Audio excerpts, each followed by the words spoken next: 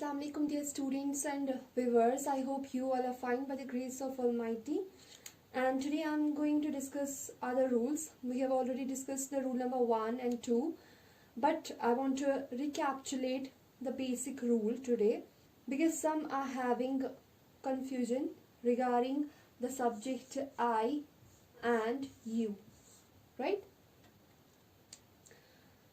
So what the basic rule is, as I have discussed in the part 1, singular verb is used with singular subject. Fine. So here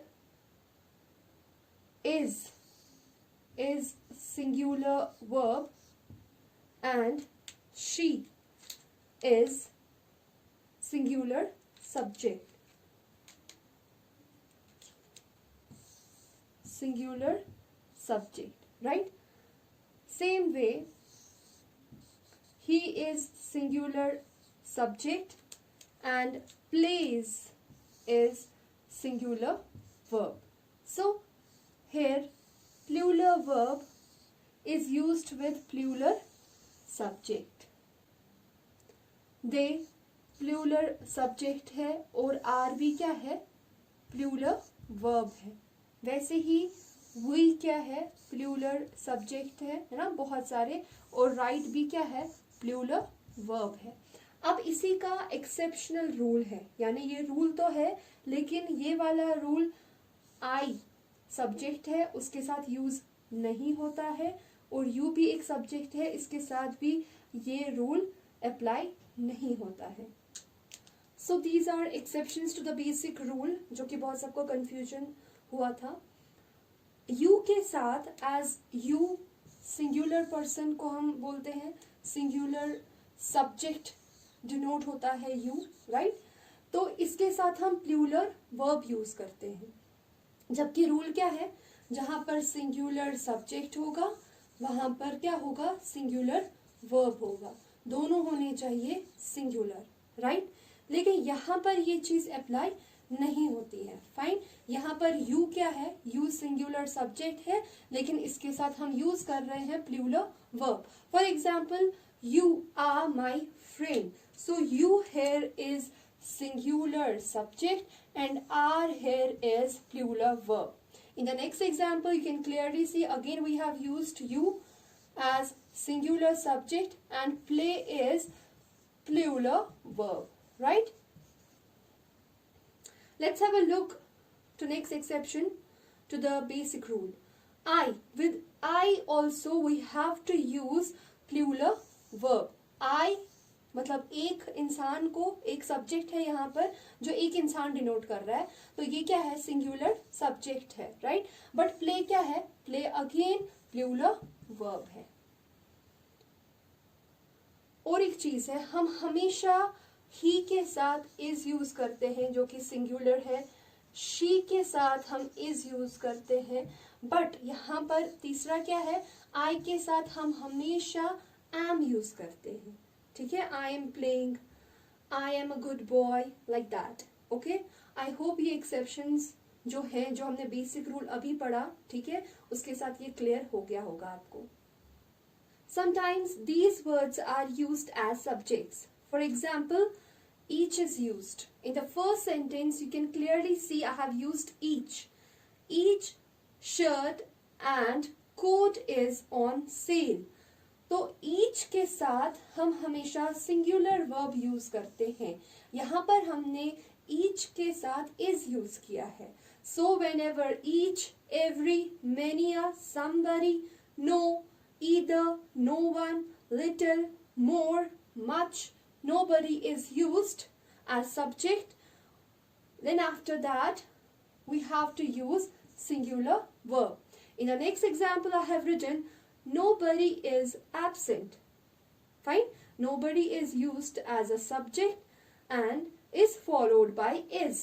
ठीक है, हमने subject nobody लिखा है, उसके बाद is लिखा है. तो जहां पर भी ये सारे वर्ड्स, कभी इनमें से कोई भी एक वर्ड आएगा जो सारे मैंने यहाँ पर मेंशन किए हैं, उसके साथ आप हमेशा सिंगुलर वर्ब यूज करोगे. This is our rule number 3.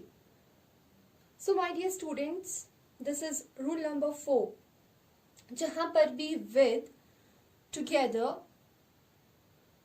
With, as well as, along with, in addition to, ऐसे वर्ड्स यूज होते हैं, दो सब्जेक्ट्स वहां होते हैं, उसके साथ जो आपका रूल है वो क्या है कि ये पहला सब्जेक्ट है, ये दूसरा सब्जेक्ट है, हिज फ्रेंड्स। तो रूल ये है कि verb agrees with the first subject. अगर मानो ये चीज नहीं होती, as well as his friends नहीं होता, तो रोहन इज प्लेइंग आता, राइट? वैसे ही अगर as well as his friends लिखा है वो आपको भूल जाना है। इस रूल में अगर कहीं पर एज वेल या एज यूज होता है, अलोंग विद यूज होता है, टुगेदर विद यूज होता है, और जो वर्ब है वहां पर वो हमेशा एग्री करेगा फर्स्ट पर्सन के साथ। यानी अगर फर्स्ट पर्सन सिंगुलर है तो वर्ब भी क्या जाएगा, सिंगुलर जाएगा। जैसे यहाँ पर Rohan as well as his friends is playing.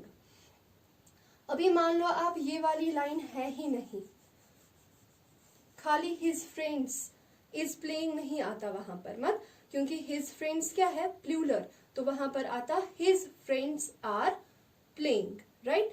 अब रीजन ये है कि यहाँ पर है already Rohan as well as, that means हमने दो सब्जेक्ट्स को एज वेल एज के साथ जोड़ा है, तो यहाँ पर जो वर्ब है वो एग्री करेगा रोहन के साथ। जैसे कि यहाँ पर जो वर्ब है वो इज है, वो एग्री कर रहा है रोहन के साथ, इसीलिए क्योंकि ये सिंगुलर सब्जेक्ट है और वहां पर इज क्या है, सिंगुलर वर्ब है। In the same way, they along with their teachers होगा यहाँ पर, ठीक है? They along with their teachers are going on vacations।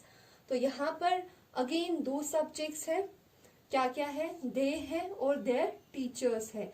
लेकिन यहाँ पर भी along with हमने यूज किया है, राइट? ये along with हमने यूज किया और यहाँ पर लिखा है जहां पर ये वाले वर्ड्स होंगे वहां पर क्या यूज होगा, वहां पर जो भी वर्ब यूज होगा वो हमेशा फर्स्ट सब्जेक्ट के साथ मैच होना चाहिए। हमें पता है दे के साथ इज यूज नहीं होता है, दे के साथ आर यूज होता है, right? So they along with their teachers are going on vacations, ठीक है? यहाँ पर आप देख सकते हो I as well as she am not wrong। तो ये बोलने में अजीब लगता है, लेकिन as per the rule जहां पर as well as यूज होगा, जहां पर as well as यूज होगा वहां पर जो सिंगुलर पहला वाला सब्जेक्ट होगा, अगर वो सिंगुलर है, वर्ब भी क्या होगा, सिंगुलर है, तो I के साथ इज नहीं जाएगा, I के साथ आर नहीं जाएगा, I के साथ एम मैच होता है, जो कि हमने एक्सेप्शनल रूल में पढ़ा। I as well as she am not wrong।